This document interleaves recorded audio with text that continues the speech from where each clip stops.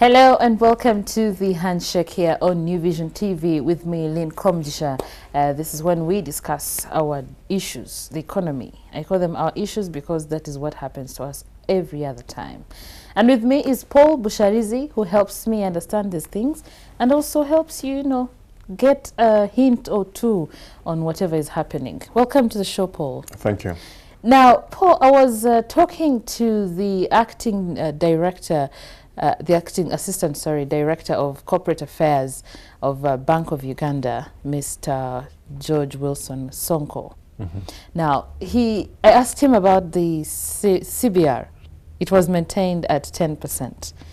Now, I asked him why. In this particular circumstance, we actually found that when we looked at our inflation forecast, which we had undertaken in June, and the ones we undertook in August, they were remaining relative. They were actually remaining the same in the range of 5 plus or minus 2 percentage points. So technically, if they are remaining as they were in June 2017 and you're in August 2017 and you're still having the same forecast, there was really no reason for us to change our CBR from the 10% we had set in June. And of course, the other thing that once inflation is no longer an immediate risk to our wealth or our economic growth, then technically we focus ourselves on other aspects like supporting growth. And as the governor said when we issued the the monetary policy statement last week, as the governor clearly said that in the first half of 2017, we've seen a rebound in economic activity. Okay? In other words, the economy has started to pick up. And this has been moved by primarily the recovery in agriculture sector. We've seen the rain stabilize. We have to recognize, yes, we can say it's a weakness that we still rely on the weather, but a number of our production in the agriculture sector is still by smallholder farmers who rely on the weather to be able to grow. So once the weather recovered, we've seen that pick up. We've also seen that people have trust in our economy. So we've seen a number of foreign direct investments come in a number of industries. So we believe that has also been something that has pushed. Then also export growth. Export growth has also picked up. So we've actually seen a combination of these factors pushing the economy forward. And consequently, we've also maintained our accommodative monetary policy stance, if I might use that language. But basically, we've maintained a low central bank rate to further spur that economic activity and allow the economy to continue growing. So basically, that's the reason why we maintain the central bank rate. We don't see any immediate threat to inflation in the next 12 months. And there is no reason we should be increasing, because that would have an effect on private sector credit, which would constrain economic growth. So it was really to continue our support to economic growth. What do you think? Is this true, really? Well, I wouldn't be surprised. It was stated that the reason the economy didn't do as well as it should have last year was because of the long dry period. And this reduced, of course, our agriculture is rain dependent, so it reduced production. The harvest last year was not very good. So, it's not rocket science. If agriculture is doing badly, the economy kind of follows suit because of we export a lot of raw stuff, which is agriculture also. And I think you also mentioned that exports also are pushing the economy up. Yes. So I think it's not a surprise if it's happening, yeah. If it's happening. So is this good for us? Absolutely, it's good. I think the challenge just remains that the problem with us is that we keep doing the same thing over and over again, hoping for a different result.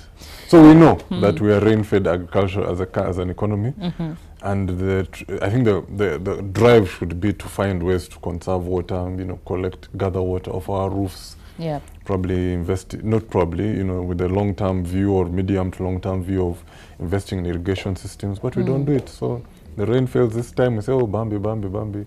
Then, you know, it comes back next time, we're happy. It's amazing. We just live at the mercy of God like this. Ah, absolutely. So this brings me to a question. What is the role of the central bank? It is that key policy rate set by the central bank every 2 months to guide other interest rates in the economy.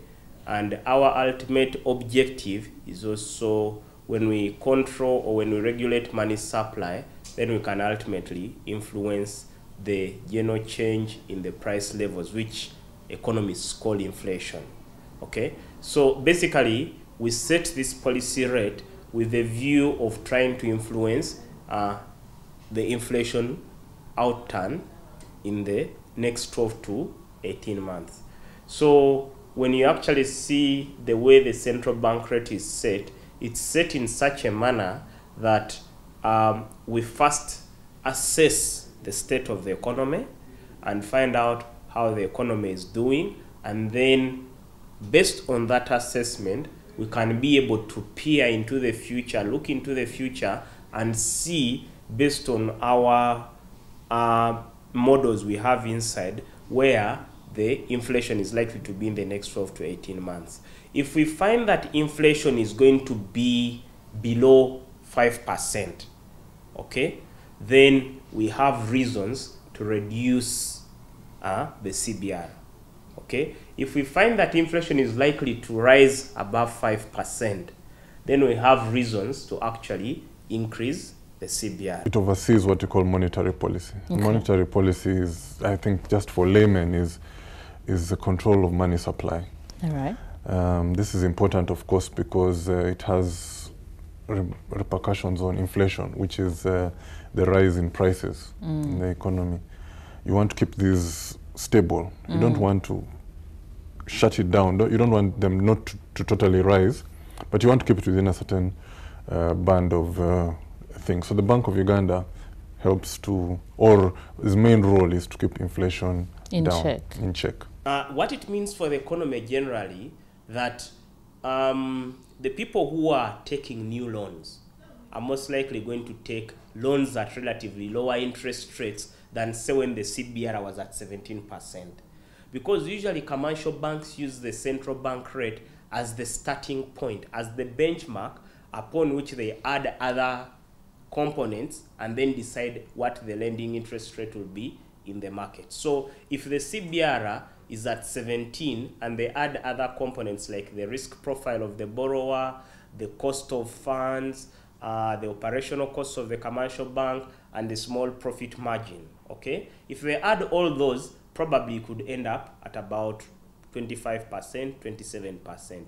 But now that it has dropped to 10%, then that means if the other elements have remained constant, technically the lending interest rate is also lower right now. So that means people can borrow a little more because the servicing cost is lower, and then go and invest in business and promote economic growth, which we actually are looking towards.